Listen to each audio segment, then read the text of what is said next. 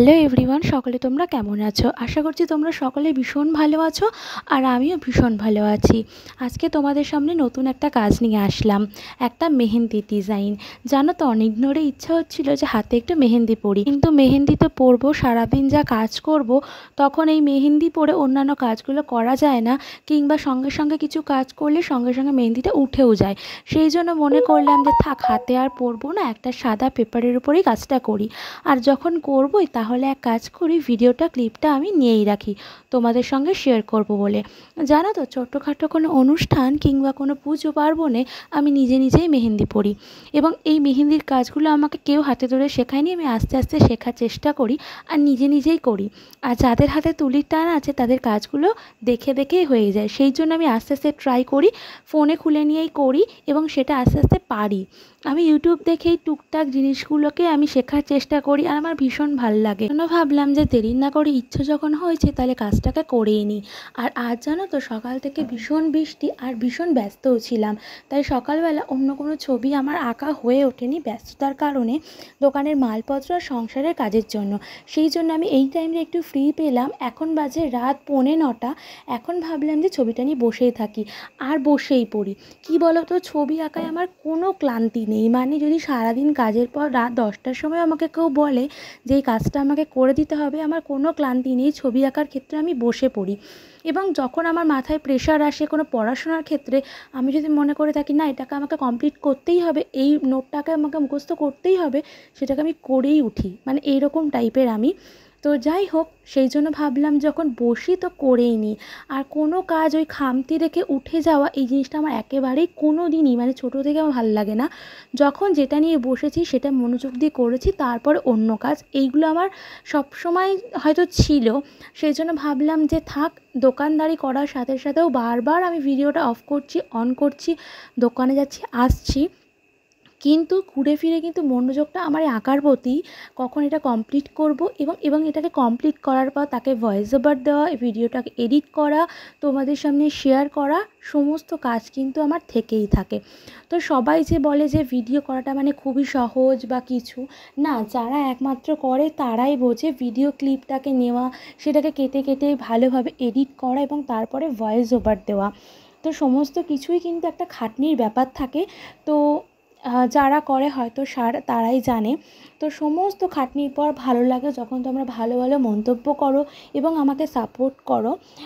আর একটা কথা, যারা কিনা এখনও ইউটিউবে আমাকে সাবস্ক্রাইব করোনি, সাবস্ক্রাইব করে দিও, নিকিতা আর্ট অ্যান্ড ক্রাফট। আর যারা ফেসবুক থেকে দেখছো, যারা আমাকে এখনও ফলো করোনি, অবশ্যই ফলো করে দাও, আমার থেকে ফলো ব্যাক পাবে। আর যারা সাবস্ক্রাইব করে দিচ্ছ, অবশ্যই আমি তাদেরকে সাবস্ক্রাইব করে দিয়ে আসবো তাদের অ্যাকাউন্টে গিয়ে। তো জানো তো, তোমাদের সামনে অনেক কাজ করে থাকলেও আমি কিন্তু এরকম মেহেন্দির কাজ কোনোদিনই তোমাদের সামনে করিনি। হাতে করলে জিনিসটা অনেক ভালো হতো। আমি ফার্স্ট টাইম এই পেপারের উপর ট্রাই করলাম, আমার মোটামুটি ভালো লেগেছে। আমি চেষ্টা করব আরও ভালো করার। প্রথম যেহেতু করলাম এটা আমি পেপারের ওপর, সেই জন্য একটুকুনি মনের মতো না হলেও আমি চেষ্টা করেছি। দেন আমার ভালো লাগছে, হাতে করলে কাজটা আরও বেশি ফুটতো আর কি। তো যাই হোক, তোমাদের কেমন লাগছে অবশ্যই তোমরা জানিও। আর কালকে চেষ্টা করব নতুন কোনো কাজ তোমাদের সামনে নিয়ে আসার। সকাল থেকে তো ভীষণ ব্যস্ত ছিলাম, তো অনেক কাজ করে হয়ে ওঠেনি। হঠাৎ করেই কিন্তু আমার এই মেহেন্দির বুদ্ধিটা মাথায় আসলো। আর ওয়েদারটা এত সুন্দর, ছবি আঁকতেও কোনো ক্লান্তি হয় না। দেখবো ভীষণ গরমে মানে ভালো লাগে না আর কি। আর এই মেহেন্দিটা আমার দোকানেরই, এখান থেকে নিয়ে আমি করলাম। আবার অনেকে আছে যে মেহেন্দি নিজেরা তৈরি করে দিয়ে সেই মেহেন্দিটাকে ব্যবহার করে।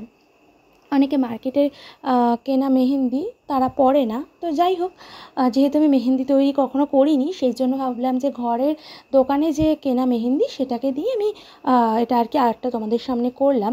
তোমরা কারা কারা বসে থাকলে এরকম ছোট্ট ছোটো কাজ করতে ভালোবাসো বলো তো? আমার তো এগুলো করতে ভীষণ ভালো লাগে। এখন তো অকেশন পারপাস ছাড়া মেহেন্দি পরিই না। মানে এখন তো বিয়ে টুকটাক অনেক দিন প্রায় নেমন্ত্রণ পাই না, ভালো লাগে বিয়ের সময় পরতে।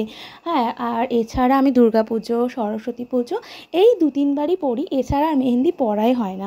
বাড়িতে অনেক সময় ইচ্ছা করলে, ওই যে বললাম যে মেহেন্দি পরে নিয়ে কাজ করতে চলে যেতে হয়, তাহলে তো ঘেঁটে যায়, ওই জন্য আমি আর পরিও না। আর এছাড়া ছোট্ট ছোট্ট বাচ্চারা থাকে যখন আমার স্টুডেন্টরা আসে, ওদের অন্যান্য অনুষ্ঠান বা ছোটোখাটো কোনো প্রোগ্রাম, ওদের নাচে টাচে থাকলে আমাকে বলে ওদের ছোটো ছোটো হাতে মেহেন্দিগুলো পরাতে কী ভীষণ লাগে। মানে এই মনে হয় মেহেন্দিটা শুরু করলাম, এই শেষ হয়ে গেল, একদম ছোটো ছোটো হাত তো ভালো লাগে। আর এসে বায়না করে আর না করতে পারি না, করেও দিই। তখন মনে হয় নিজে একটু করে ফেলি, কিন্তু আসলে করে হয়ে ওঠে না।